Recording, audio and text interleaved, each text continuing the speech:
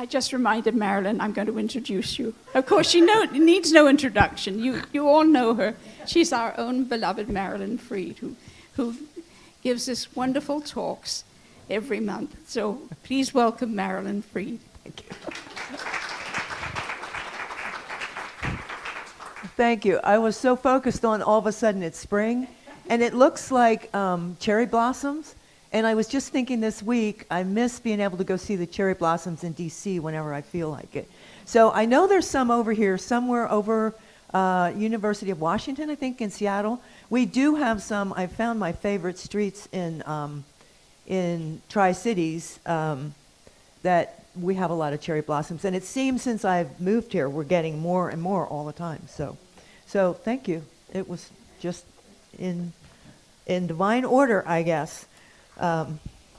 As I was driving here this morning, I thought, well, this is the perfect weather for this talk today, because we're going to be talking about finding our joy and our connection with spirit, with the divine, no matter what's going on around us. And we tend to feel more lighthearted in the spring. We tend to feel more joyous when the sun is out, but that joy really comes from within, and what our surroundings do either promote that or not. And we're going to be able to look at ways that we can find to acknowledge that within ourselves, no matter what is happening around us. So everywhere people are feeling lighter. I notice people are driving faster. Had about 3 motorcycles pass me on the way, probably going 90 or 100 miles an hour, which probably isn't too wise, but, I stayed away from them. But in my looking at what I wanted to talk about today, I saw that Walt Whitman refers to the ever-returning spring. And maybe that doesn't just mean the weather of spring and summer and fall and winter, but maybe that means that we are constantly in that flow within ourselves, and that we can pay attention to it no matter what time of the year is happening outside. Maybe it means the eternal evolving of that which is involved in our growth and our renewal. So we're seeing buds on the trees right now, but when we're looking at that, we can say, when does that actually start? Does it just start in the spring, or does that begin in the fall when the leaves begin to fall away, making room for the new growth to happen? So where does this all start? So one of the things that I came across was that when a blind person demonstrates an amazing sense of touch that the rest of us don't feel like we have access to, he's not getting a new sense to compensate for the sense that he lost, but he's just developing more highly the sense that he already has. And so that is with each of us. We each have that sense. And I realized I had seen something on TV recently about, it might have been on 60 Minutes, but it was a whole section about this young man who was an architect, and he was a really good architect. And through an accident, he became blind. And so people thought, well, you can't be an architect anymore. How can you be an architect if you're blind?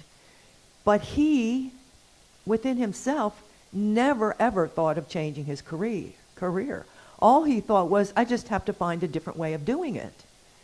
And so he learned, and I don't remember all the exact details, but he learned how to, I think, use Braille on the drawings. He learned a way to, first he had to learn how to navigate through the world, and he learned how to do that.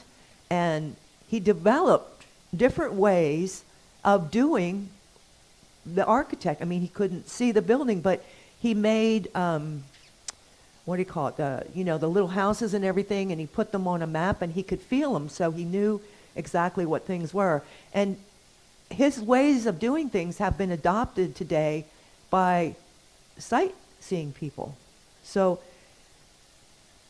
that's a story, and why am I talking about this? I'm talking about this is because all that you are now, you are a spiritual being. And all that you can be, you are now. You were born with it. It's not something that we have to go out and get.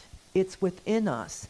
And what our challenge is to learn how to develop it ourselves. Divine inheritance is not something that you have to attain, but our growth unfoldment is to be awakened and released. And I think that's why we feel so light in the spring, is because we're all awakening together in a certain respect. So as we go on, we're going to look at developing this. Now, we've spent with Lent, we spent a long time letting go of things. And we went through, some of us went through our booklets of what it is that we need to let go of in our lives, learning how to let go of what's no longer useful. And as we do that, we free up space to allow the new growth to come. It gives us the opportunity to plant spiritual seeds. Now, I've shared with you before that I'm really not a gardener, but at this time of year, we look at that. We look at the changes in the earth, and we look at, I know those people that are gardeners are preparing the soil now. They're pulling the weeds and whatever it is you all do to get the soil ready, to get the soil ready for the new seeds to be planted. So what are the seeds that we want to plant? What are the spiritual seeds that we want to plant? Well, we choose to start with by focusing on the truth we know. Now, some of us here have been in Unity for a long time, and some of us are kind of new. So some of us have a little more knowledge or a little more experience focusing on truth, but in reality, it really doesn't matter, because we choose what it is that we want to focus on. And so if it's only one truth, that's all we need, because that one truth will permeate in and through all the other ones. So we can practice being in true joy, not just happiness, as we start out looking at joy. We look for true joy, not just happiness. Happiness we often relate to things on the outside of us. Graduating from school, going to prom, getting a new car, getting a new house. Whatever it is, our goals that have been in our lives that we've been working for, that we've been moving towards. And happiness is the first step. And in life, things happen and things change. And sometimes what we thought was going to make us happy, we do get it, and it didn't make us happy anyway. So what do we do in those places when things that we wouldn't choose are happening in our lives? We all want to be happy, but a lot of us do look towards the outer to find our happiness. And when they do that, when things change, they can become very unhappy because of the conditions or circumstances. So we can start out by developing joy. Now, we know that joy is within each and every one of us if we just come and touch it. We know that we are divine children of the divine. That's something that's hard for us to take on sometimes, to say, you know, I really am a divine child of the universe, because maybe the way we were growing up, we weren't taught that. We were taught that we were worms of the dust, comes to my mind, you know, which never ever made sense to me. But still, there's a big space between that, which was hard to believe and hard to take on, and the other, that I was born in love, divine love. And that is where I need to grow from. My soul has always been that. And I've not necessarily been in touch with that. So many of our experiences, like I said, can distract us. So we have come through times of letting go, and we had 40 days of it. So we've been focusing a lot on letting go. So we've been focusing on a lot of maybe what we don't want in our lives, or maybe what we've begun to see was holding us back. So what are your reactions to life? Have you ever really thought about it? Have you ever really paid attention to how you are reacting to the life around you, to the happenings that are around you? We've all been through together the pandemic and coming out of the pandemic and what's going on in the world right now, and how are we reacting to that? Have you analyzed how you're reacting? Has this 40-day process helped you to find that out? How do you react to something that's disturbing? Do you react with anger? Do you react with frustration? Do you feel like there's no hope? How do you react? Take time to look at your reactions. Are you in control of your emotions, or do you just let them run rampant? There was a thing I saw on Facebook this week. It was a young mother and her young child. I think he was about 4, and I don't know if any of you have seen it. It did go viral. And she was talking to him, and he was talking about his emotions, and he must have done something, because he said he was upset because he couldn't go out and play. And I see some heads nodding. And I'm not sure who put it on first, but and so they went through this conversation. And he, at 4, is saying, well, the baby dropped a plate this morning, and Daddy got angry. And I told Daddy to slow down and take a breath. The 4-year-old, right? And he said, I was really upset about not being able to go outside. But then I took a breath, and I understood that I had time to think because I didn't go outside. I'm a 4-year-old, right? And he said, it was just emotions. Can you imagine knowing that at 4? As a mother, I didn't have that information when my kids were coming up. I could not share that with them. But what a lesson, and a little child shall lead them. I mean, wow, what lessons. So can we learn how to do that? Or do we want to learn how to do that? Or do we want to just say, that's just me, I just get angry, I have red hair, and I get angry. That's who I am. I'm sorry, I forgot that you had red hair. I wasn't pointing at you. So do we really want to do that? Well, I'm going to suggest that you try it, because as we learn to do that, our lives become more joyous. We become more loving. And as we become more loving, we share that with the world. So pick in your life whatever it is you want. There's not okay, you do this and this is step 1, and you do this and this is step 2, and then we go to step 10, and by the time you get to step 10, okay, now you're enlightened and everything, nothing is going to bother you anymore. It's what it is, what is it that you need? So here are some ideas that you can pick to grab hold of when you're in these times. Ideas such as, I am a child of God. All things work together for good. I am poised and centered in the Christ mind, and nothing can disturb the calm peace of my soul. Spirit is in charge. Love is healing my soul. We're going down deeper now. We're not just going on the surface. One of Louise Hayes' thing is that she says she throws up her hands in the air and says, life loves me. Try that right now and see how it feels. Just put your arms up.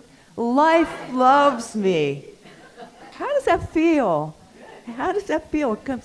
Do it again? Life loves me. You can do that any day. And I'll tell you what another thing is. I'm taking exercise classes for seniors. And at the end of the class, every time, we throw our arms up 3 times just to stretch. And the last time, we hold it for a minute. And unknown to anybody else, I do that. Life loves me and everyone here. And and then we clap, just like we clap here. It's just, when you have these things in your toolbox, you can use them anywhere, and nobody knows what you're doing. So these ideas can become a basis for your reactions and help keep our thoughts centered in the right direction. And that's all we're trying to learn, just like that little child, to keep our thoughts centered in the right direction so that we don't start going down that negative rabbit hole.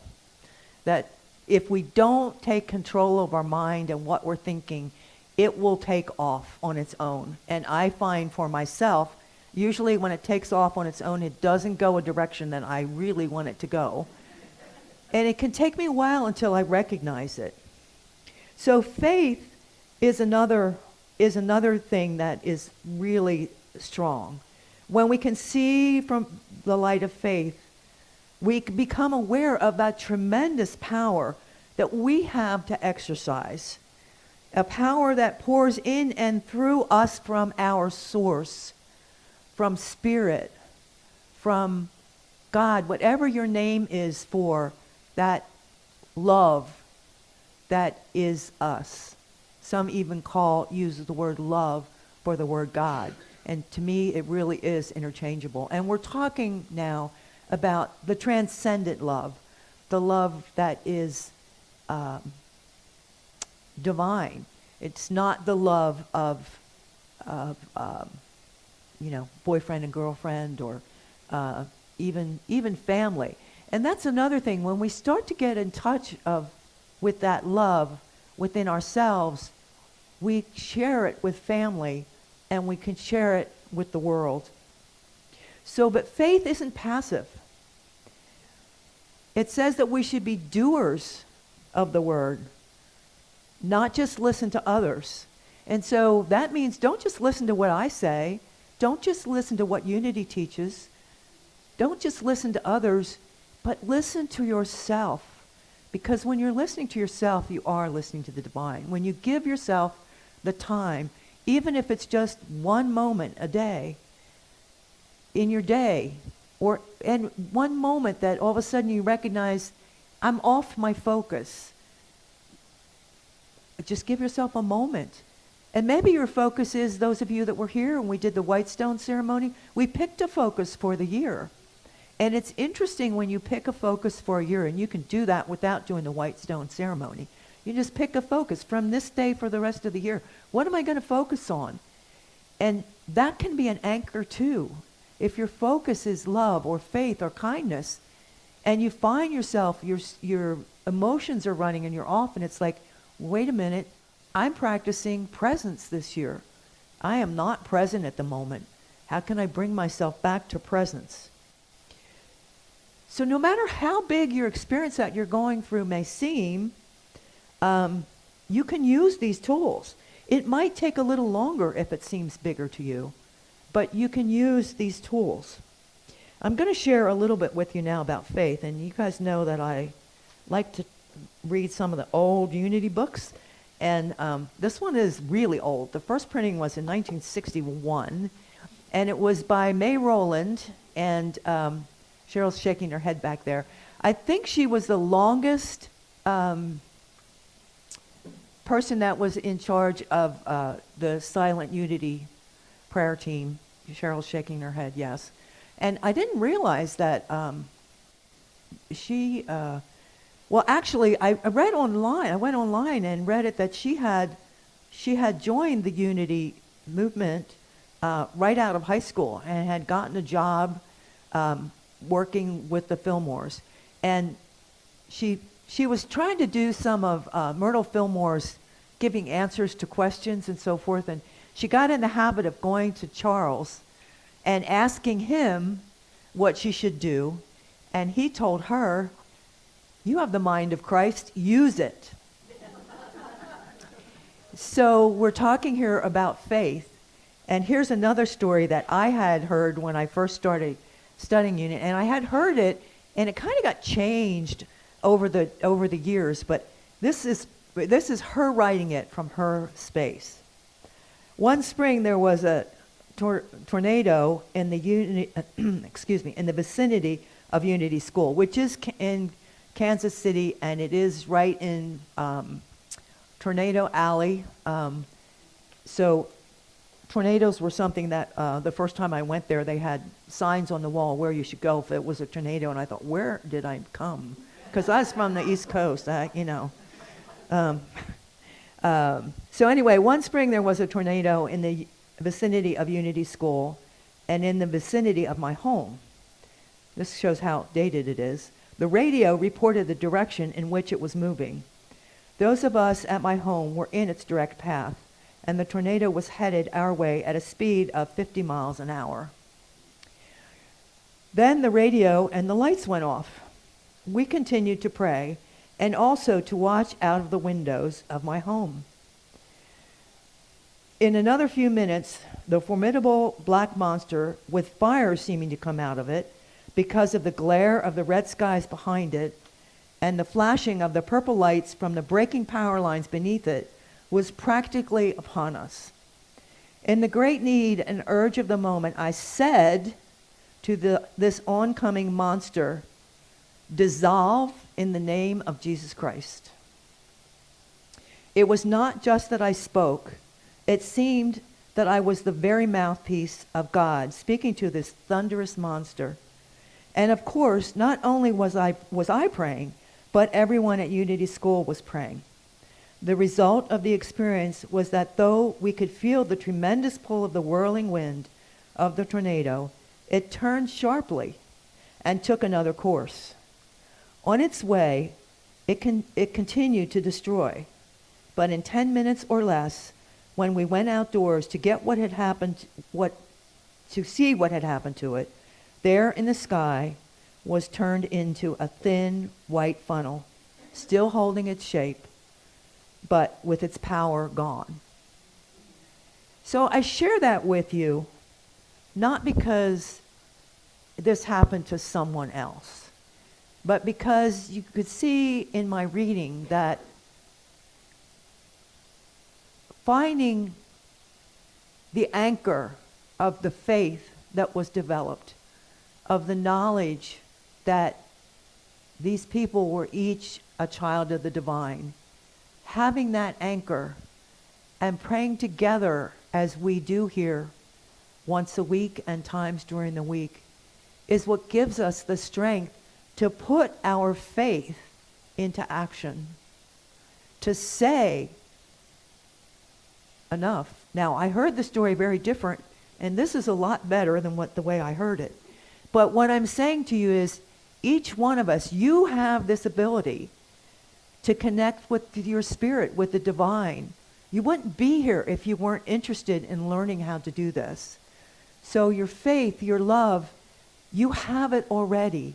And whatever little bit, the story of the mustard seed, and again, in part of that story, we focus on the mustard seed and how small it is. And I still remember the first time I visited California and saw the beautiful mustard seeds, how big they are.